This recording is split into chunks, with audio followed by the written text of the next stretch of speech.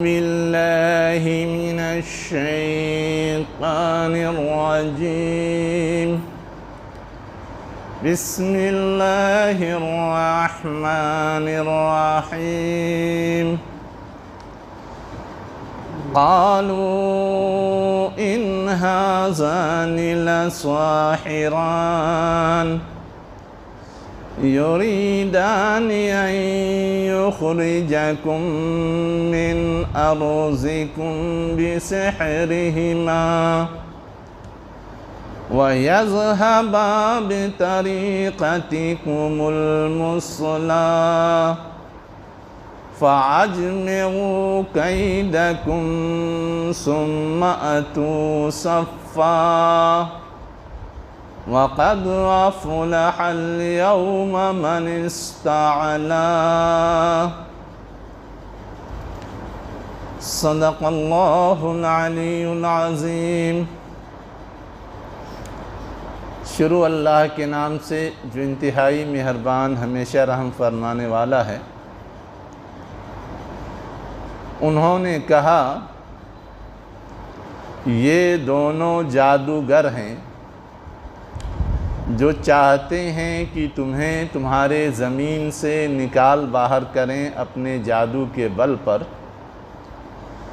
اور تمہارے آئیڈیل طریقے کو ختم کر دیں. پس تم سب ان کے خلاف چال چلو، پھر آؤ ایک جٹ ہو کر. یقیناً آج وہی کامیاب ہوگا جو بڑا بننے کی کوشش کرے گا. یہ سورہ طٰہٰ کی آیت نمبر 63 اور 64 ہے جو میں نے ابھی آپ کے سامنے پڑھی. قصہ بیان ہو رہا ہے موسیٰ علیہ السلام اور ہارون علیہ السلام کا. ان دونوں نبیوں نے جب فرعون اور اس کے درباریوں کے سامنے اللہ کا پیغام پیش کیا تو انہوں نے باہم مشورہ کیا اور اس کے بعد ایک اسٹیٹمنٹ بیان دیا. اسی بیان کا یہاں تذکرہ ہے. اسٹیٹمنٹ کیا تھا؟ قالو، انہوں نے کہا. یہ دونوں کیا ہیں؟ جادوگر ہیں. اور یہ جادو کا مظاہرہ کیوں کر رہے ہیں؟ تاکہ تم کو تمہاری زمین سے، تمہارے علاقے سے، جہاں تم رہتے بستے ہو وہاں سے نکال باہر کریں، اور جس طریقے پہ تم زندگی گزار رہے ہو بڑا اچھا ہے، آئیڈیل ہے، نمونے والا ہے، اس کو ختم کر دیں. اب یہ خطرات ہیں. ان خطرات کے مقابلے میں ہمیں کچھ چال چلنی پڑے گی، کچھ کوشش کرنی پڑے گی. تو سب لوگ مل کر کے تیار ہو جاؤ کہ ان کے خلاف چال چلی جائے. اور اس کے لیے ضروری یہ ہے کہ یہ کوشش متحدہ ہو، الگ الگ نہیں ہو. بکھری ہوئی کوشش ہوگی تو کامیاب نہیں ہوگی. اور اس کوشش میں کوئی تاخیر نہیں ہونی چاہیے. ابھی کے ابھی، آج کے آج یہ قدم اٹھانا چاہیے. جو جلد کوشش کرے گا وہی کامیاب ہوگا اور اسی کو گویا بڑائی حاصل ہوگی. یہ اسٹیٹمنٹ انہوں نے دیا. کس کے سامنے دیا؟ اپنی عوام کے سامنے. جو لوگ حکمراں ہوتے ہیں، جو لوگ چودھری ہوتے ہیں، ان کو اس بات کی فکر ہوتی ہے کہ عوام ہماری پیروی کر رہی ہے، ہمارے علاوہ کسی اور کی بات ماننے لگے گی تو ہماری کرسی خطرے میں پڑے گی. تو وہ یہ کوشش کرتے ہیں کہ عوام ہمیشہ ہمارے ہی دام میں رہیں، ہمارے ہی ماتحت رہیں اور ہم جیسا کہیں ویسا ہی کرتے رہیں. اس لیے انہوں نے عوام کے سامنے یہ اسٹیٹمنٹ دیا تھا. اور یہ اسٹیٹمنٹ دیا کیوں تھا؟ اس لیے کہ موسیٰ علیہ السلام اور ہارون علیہ السلام جو پیغام پیش کر رہے تھے وہ اتنا پرکشش تھا اور اتنا دل کو چھو لینے والا تھا کہ جو مظلوم لوگ تھے، جو دبے کچلے ہوئے لوگ تھے، گویا ان کے دل کی آواز تھی، وہ فوراً اس پہ لبیک کہنے والے تھے، کہہ رہے تھے۔ اس لیے اس کو کوئی نہ کوئی ایسا رنگ دینا تھا جس کے ذریعے کی عوام کو گمراہ کیا جا سکے۔ تو اب وہ رنگ کیا تھا کہ یہ جو اس طرح سے تمہارے سامنے باتیں رکھ رہے ہیں یہ خطرناک ہے اور تمہارے وجود کے لیے خطرناک ہے۔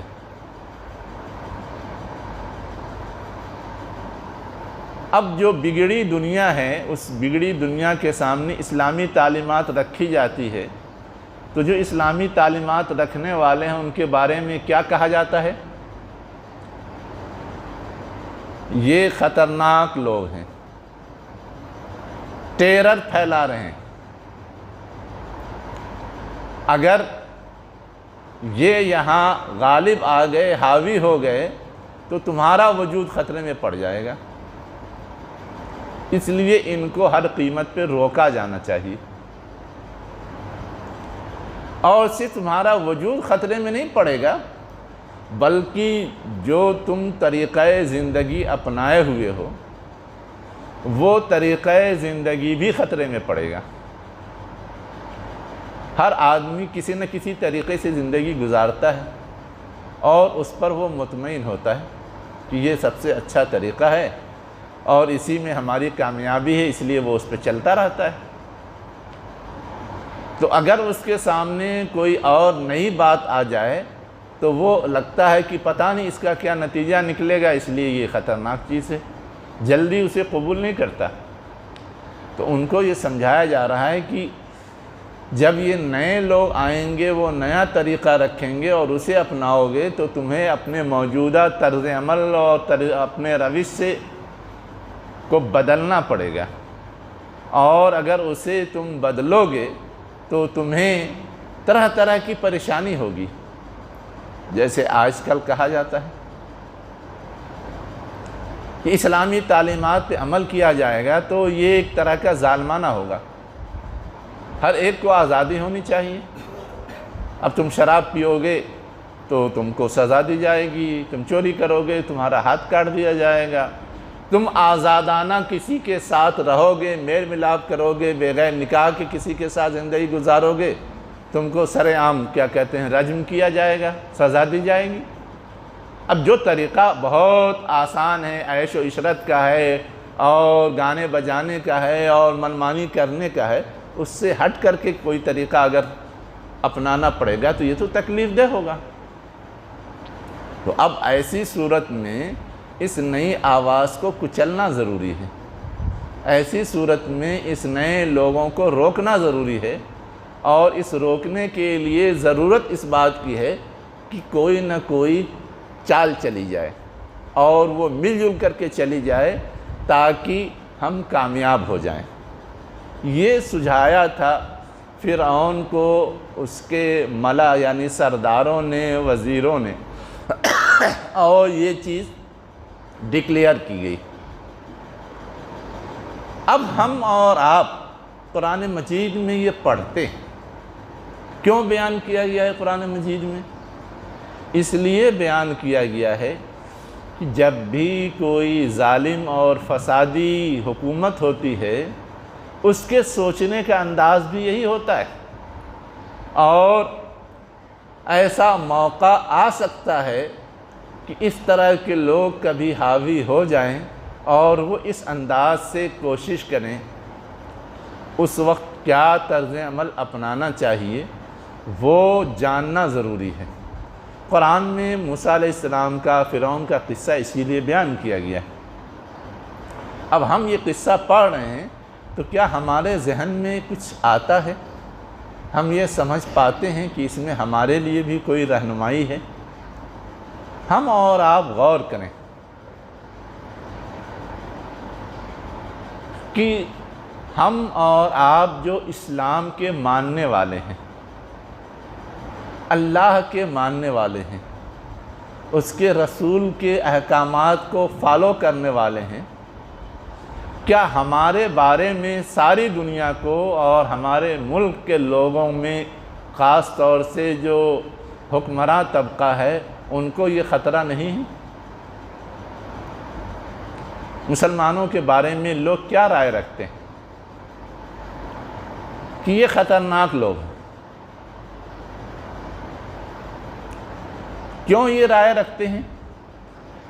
وجہ اس کی 3-4 ہے۔ رسول جو تعلیم پیش کرتا ہے اس میں سب سے پہلی بات یہ ہوتی ہے کہ وہ یہ کہتا ہے کہ ایک خدا کو مانو، اس کے علاوہ کسی کو نہ مانو۔ توحید کی تعلیم دیتا ہے۔ اب اس توحید کی تعلیم کا مطلب کیا ہوتا ہے؟ ملحد کے لیے بھی یہ خطرہ ہے اور شرک کے علم برداروں کے لیے بھی یہ خطرہ ہے۔ ملحد کے لیے کیا خطرہ ہے؟ جو کسی خدا کو نہیں مانتا وہ تو اپنی مرضی کے مطابق زندگی گزارتا ہے۔ جب وہ خدا کو مانے گا تو خدا کی مرضی کے مطابق زندگی گزارنی پڑے گی۔ اب یہ ایک خطرہ ہے اس کے لیے۔ جو شرک کا علم بردار ہے وہ کئی خداؤں کو مانتا ہے، اور کئی خداؤں کو ماننے کی وجہ یہ ہوتی ہے کہ اس کئی خداؤں کے ماننے کے چکر میں اس کو منمانی کا جواز مل جاتا ہے۔ اس لیے کہ ایک کو مانا، خواہش میں کہیں رکاوٹ آئی، دوسرے کے ذریعے وہ خواہش کی تکمیل کی شکل ڈھونڈ لی، تیسرے کے ذریعے خواہش کی شکل کا راستہ ڈھونڈ لیا۔ یہ ہوتا ہے شرک میں۔ ہوتا کیا ہے؟ ہم ایک خدا کو مانتے ہیں تو ہم یہ سمجھتے ہیں سارے مسائل وہی حل کرے گا۔ کسی وجہ سے اگر اللہ تعالیٰ آزمانا چاہتا ہے، اس کا مسئلہ حل نہیں ہوتا، دوسرے خدا کے ذریعے وہ توقع کرتا ہے کہ یہ مسئلہ میرا اس سے حل ہو جائے گا، اس کو بھی مانو۔ تیسرے خدا کے ذریعے وہ یہ توقع رکھتا ہے کہ یہ مسئلہ اس کے ذریعے حل ہو جائے گا، اس کو بھی مانو۔ اور وہ طرح طرح کے تصور رکھتے ہیں کہ روزی کا دینے والا فنا خدا ہے، زندگی اور موت دینے والا فنا خدا ہے، ایسے ہی اولاد دینے والا فنا خدا ہے۔ اب وہ 10 لوگوں کو ماننا شروع کر دیتا ہے تاکہ اس کی دوسری خواہشیں جو پوری نہیں ہو رہی ایک خدا کو ماننے کی وجہ سے دوسرے کو ماننے کے ذریعے ہو سکتا ہے پوری ہو جائے۔ اس لیے شرک کی طرف بڑھتا ہے، سمجھتا ہے کہ اس کے بدولت ہی یہ چیز پوری ہو سکتی ہے۔ تو اب توحید چونکہ انسان کو یکسوئی عطا کرتا ہے، ان سارے خداؤں کو راضی کرنے کے چکر سے نکال کر کے ایک طرح کا اطمینان اور سکون عطا کرتا ہے، اس لیے کہ اب 10 خدا کو مانیں گے، 10 کو خوش کرنا ہے۔ دنیا میں سب سے مشکل کام یہ ہے کہ دنیا میں ہر آدمی کو خوش رکھا جائے۔ کوئی دنیا میں آج تک ایسا پیدا نہیں ہوا جو ہر آدمی کو خوش رکھ سکے۔ تو ویسے ہی ہر خدا کو خوش رکھنا ممکن ہے؟ ممکن نہیں۔ اس چکر میں وہ پریشان ہوتا ہے، ٹینشن میں رہتا ہے، یہ ناراض ہو جائے گا تو وہ ناراض ہو جائے گا، وہ ناراض ہو جائے گا۔ جیسے عام زندگی میں انسان سب کو خوش رکھنے کے چکر میں پریشان رہتا ہے، ایسا کیا تو یہ ناراض ہو جائیں گے، ایسا کیا تو یہ ناراض ہو جائیں گے، ایسا کیا تو یہ ناراض ہو جائیں گے۔ تو یہ وہ وجہ ہے جس کی وجہ سے توحید کی دعوت کو وہ اپنے لیے ایک خطرہ سمجھتے ہیں۔ ویسے ہی دوسری چیز جو رسول پیش کرتا ہے وہ یہ ہے کہ اگر تم ایک خدا کو مانتے ہو تو اس خدا کی تعلیمات، احکامات اور ہدایات کو فالو کرنا ہوگا۔ اب اس خدا کی ہدایات، تعلیمات کو ماننے کا مطلب یہ ہے کہ جس کو ابھی تم مانے ہوئے ہو اسے چھوڑنا پڑے گا، اس طریقے سے دستبردار ہونا پڑے گا۔ ہم کہتے ہیں اسلام کو مانو، تو اب اسلام کی جتنی تعلیمات ہے وہ ماننی پڑے گی۔ اس میں بھانت بھانت کی چیز تو نہیں چلے گی۔ اسلام نے اگر یہ تعلیم دیا ہے کہ تمہیں زندگی گزارنے کے لیے اگر اپنی خواہشوں کی تکمیل کرنی ہے تو اس کا کچھ طریقہ ہے. تمہیں نکاح پڑھا کر کے کسی کو اپنے پاس رکھنا چاہیے. اب دنیا یہ چاہتی ہے کہ نکاح کے ذریعے ذمہ داری کا بوجھ آتا ہے، بچوں کی پرورش کی ذمہ داری سنبھالنی پڑتی ہے. آزادانہ خواہش پوری کرو. اب آزادانہ خواہش میں یہ ذمہ داری تو کسی کے سر نہیں آتی، اس لیے زنا آسان لگتا ہے، نکاح مشکل لگتا ہے.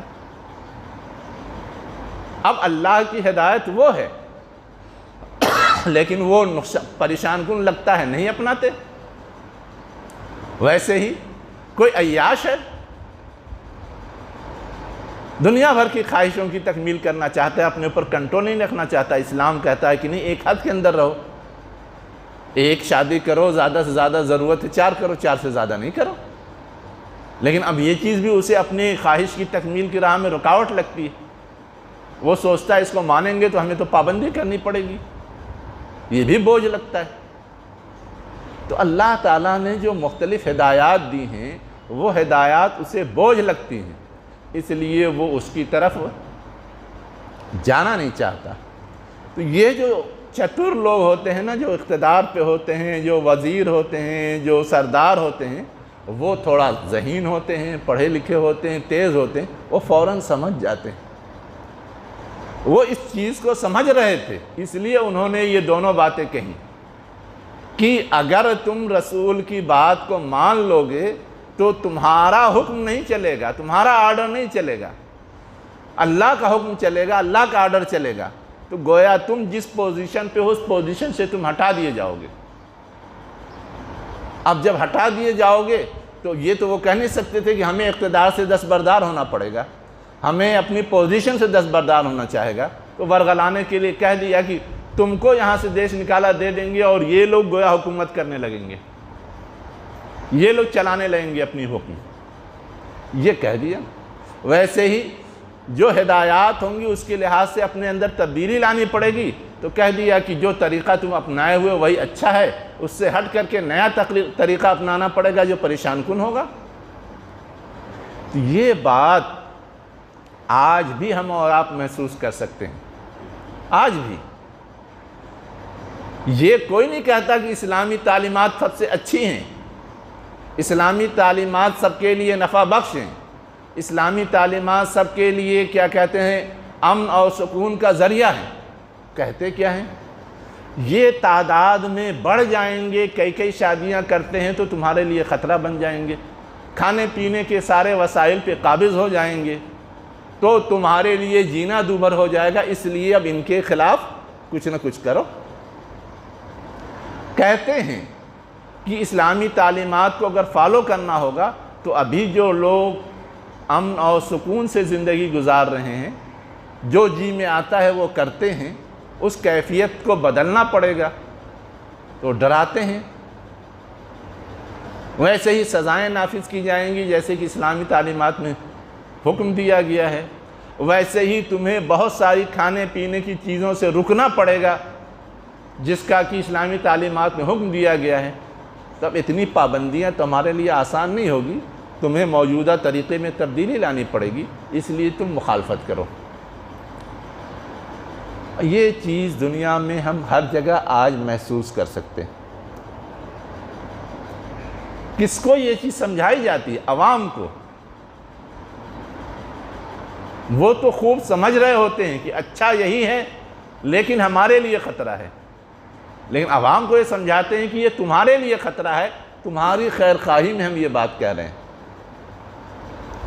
اب یہ جو صورتحال ہے، اس صورتحال میں ہمیں جو چیز سمجھنے کی ہے کہ اسے جادو سے کیوں تعبیر کیا کہ جادو کے ذریعے ایسا کر دیں گے. اگر ہم یہ سمجھ جائیں تو بہت آسانی سے ہم ہر بات سمجھ جائیں گے. اصل چیز یہ ہے کہ جو طریقہ رائج ہے اس طریقے میں لوگوں کو سکون اور امن حاصل نہیں ہوتا، لوگوں کو انصاف حاصل نہیں ہوتا، لوگوں کو عدل اور مساوات حاصل نہیں ہوتا. ہر جگہ پوری دنیا میں اونچ نیچ کا تصور ہے، ذات پات کا تصور ہے، بھید بھاؤ رنگ نسل کا تصور ہے، اپنے ملک غیر ملک کے درمیان رہنے والے لوگوں کے درمیان کیا کہتے ہیں فرق کیا جاتا ہے۔ اسی طرح ہم اور آپ یہ بھی دیکھتے ہیں کہ وہ کچھ ایسا بھی چاہتے ہیں کہ ہماری ہی ہر آدمی بات مانے۔ جیسے امریکہ اس وقت ڈکٹیٹر بنا ہوا ہے، سب کو پابند بنا رہا ہے کہ جو ہم کہہ رہے ہیں وہی مانو، نہیں مانو گے تو ہم تمہارے خلاف اپنے پاور کا استعمال کر کے تم کو تکلیف پہنچائیں گے، پریشان کریں گے، تم کو جینے نہیں دیں گے۔ یہاں بڑی ذات کے لوگ نچلی ذات کے لوگوں کو باؤنڈ کرتے ہیں کہ تمہیں جس پوزیشن میں ہم نے پہنچایا اس سے اوپر اٹھنے کی کوشش نہیں کرنی۔ ان کو اوپر اٹھانے کے لیے ایک کوشش کی گئی ریزرویشن کی، وہ مخالفت کرتے ہیں کہ ریزرویشن صحیح نہیں ہے، اس سے ہمارا حق مارا جاتا ہے۔ تو ہم اور آپ سمجھنے کی کوشش کریں کہ اب یہ ساری چیزیں جو ان کے لیے پریشان کن بنتی ہیں، تو اسلام کی جو تعلیمات ہے مساوات کا، عدل کا اور انصاف کا، یا پھر لوگوں کے درمیان جو چیز سب سے بہتر ہو سکتی ہے اس کو اپنانے کا، جو چیز نقصان دہ ہے اس سے بچنے کا، یہ چیز اپنے اندر کشش رکھتی ہے۔ مغرب اوبا ہوا ہے، سب سے زیادہ کیوں مغرب میں لوگ اسلام قبول کر رہے ہیں؟ اس لیے کہ ان کو یہ احساس ستا رہا ہے کہ جس طریقے پہ ہم چل رہے ہیں وہ طریقہ ہمیں سکون نہیں دے رہا ہے، ہمیں خوشحالی نہیں دے رہا ہے، ہمیں پریشان کر رہا ہے۔ آپ تصور کر سکتے ہیں وہ طریقہ تو اس لیے اپنائے ہوئے تھے کہ خوب عیش کی زندگی گزاریں گے، لیکن سودی نظام ان کو اس طرح کسے ہوئے ہے کہ ہمیشہ وہ پریشان رہتے ہیں، سکون نام کی چیز نہیں رہتی۔ اتنا ان سے ٹیکس وصولا جاتا ہے، اتنا ان کو کیا کہتے ہیں باؤنڈ کیا جاتا ہے، کماؤ تو بھی ٹیکس دو، سامان خریدو تو بھی ٹیکس دو، اور ضرورت پڑ جائے تو ہنگامی ٹیکس دو۔ ہم لوگ بھی وہی کر رہے ہیں، کما رہے ہیں تو بھی ٹیکس دے رہے ہیں، کوئی چیز خرید رہے ہیں تو بھی ٹیکس دے رہے ہیں، اور اسپیشل ٹیکس بھی ہم اور آپ دے رہے ہیں، چوسا جا رہا ہے۔ یہ نہیں ہے کہ ہماری کوئی چیز ہم نے محنت سے کمایا ہے تو اس پہ ہمارا اختیار چلے گا، قانون بنا دیا اب آپ کو دینا ہی دینا، نہیں دیں گے تو پکڑ کر کے مجرم بنا دیا جائے گا اور سزا دی جائے گی، زبردستی چھین لیا جائے گا، زبردستی قبضہ کر لیا جائے گا۔ یہ ساری جو صورتحال پیدا ہوتی ہے، اس صورتحال میں وہ یہ محسوس کرتے ہیں کہ نہیں اسلامی تعلیمات میں کشش ہے، اسلامی تعلیمات ہی مسئلے کا حل ہے، اس لیے وہ اس کی طرف لپکتے ہیں۔ یہ جو تاثیر ہے اسی تاثیر کو وہ جادو سے تعبیر کرتے ہیں۔ تو ہمیں اور آپ کو یہ سمجھنے کی ضرورت ہے کہ ہم اور آپ اسلام کی صحیح تعلیمات اگر لوگوں کو بتائیں، عام لوگوں کو، تو وہ دھیرے دھیرے جب ان کی سمجھ میں آتا ہے تو وہ اس کی طرف راغب ہوتے ہیں، وہ اس کے قریب آتے ہیں، اسے اپنے لیے درد کا مداوا سمجھتے ہیں۔ جو بڑے لوگ ہیں وہ اسے لیے خطرہ سمجھتے ہیں۔ اسی کشمکش میں تھوڑا استقامت اور ثابت قدمی کی ضرورت پڑتی ہے۔ تو یہ وہ چیز ہے جس کی وجہ سے انہوں نے ایسا جال پھیلانے کی کوشش کی، اور کچھ ایسا ہی جال آج بھی پوری دنیا میں پھیلانے کی کوشش ہو رہی ہے۔ اب آپ سوچئے، ہندوستان میں جتنے ہندو ہیں سب کے سوچنے کا انداز الگ ہے، سب کے رہنے کا انداز الگ ہے، لیکن سب کو ایک جٹ کر کے یہ کہا جا رہا ہے سب سے بڑا خطرہ مسلمان ہیں، اس لیے ان کے خلاف ایک جٹ ہو کر کے مقابلہ کرو، اور سب کو ایک بنا دیا۔ بودھ الگ، جین الگ، سکھ الگ، دلت الگ، سب الگ ہیں، لیکن سب کو کہا جا رہا ہے ایک ہو کے مقابلہ کرو، یہ بڑا خطرہ ہے۔ حالانکہ وہ خود ایک نہیں مانتے، سب کو الگ الگ مانتے ہیں، لیکن پھر بھی ویسے ہی پوری دنیا میں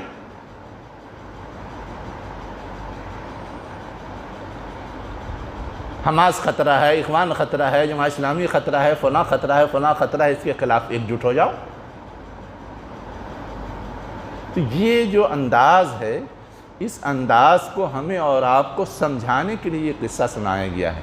ایسی صورت میں ہماری یہ ذمہ داری ہے کہ جو کچھ اللہ نے اپنے فضل اور کرم سے ایمان کی دولت اور اسلام کی دولت ہمیں اور آپ کو دے رکھی ہے، اس کی ہم قدر پہچانیں، اس پر ثابت قدم رہیں، اور جو پروپیگنڈا کیا جا رہا ہے، جو افواہیں پھیلائی جا رہی ہیں، جو اسٹیٹمنٹ دیا جا رہا ہے مسلمانوں کے سلسلے میں، اس کے ریزن کو، اس کے سبب کو سمجھیں کہ یہ اصلاً خوف کی نفسیات ہے جس کی وجہ سے ایسا اسٹیٹمنٹ دیا جاتا ہے، جیسے فرعون اور اس کے وزراء نے دیا تھا۔ اس لیے اس سے گھبرانے کی ضرورت نہیں ہے، اس کا مقابلہ کرنے کی ضرورت ہے۔ اب ایک ایشو اس وقت کھڑا ہوا، آئی لو محمد، وہ دنیا بھر نعرے لگاتے ہیں، جھنڈے اٹھاتے ہیں اور لگاتے ہیں، کوئی مسئلہ نہیں، اور ہم نے ایک بینر لگا دیا تو پکڑ کر کے مجرم ہو گئے، گویا ہم ان کے لیے خطرہ بن گئے کہ اگر ہم محمد کی تعلیم کو یہاں لائیں گے تو وہ جو چیز رائج کیے ہوئے ہیں وہ ختم ہوگی، اس لیے اب اس کو کسی طرح دبانا ہے، کچلنا ہے تاکہ ہماری چلتی رہے۔ خوب آسانی سے یہ ساری باتیں سمجھی جا سکتی ہیں۔ میں یہی بات آج کی ان آیات کی روشنی میں سمجھانا چاہ رہا تھا کہ یہ کوئی نئی بات نہیں ہے، یہ بات ہمیشہ ہر زمانے میں حق علمبرداروں کے خلاف اٹھتی رہتی ہے، اس لیے اس سے پریشان ہونے کی ضرورت نہیں ہے، ثابت قدم رہ کر کے اپنا کام جاری رکھنے کی ضرورت ہے۔ اللہ مجھے بھی اس کی توفیق دے، آپ کو بھی اس کی توفیق دے۔ اقول قولی ھذا واستغفر اللہ لی ولکم اجمعین برحمتک یا ارحم الراحمین۔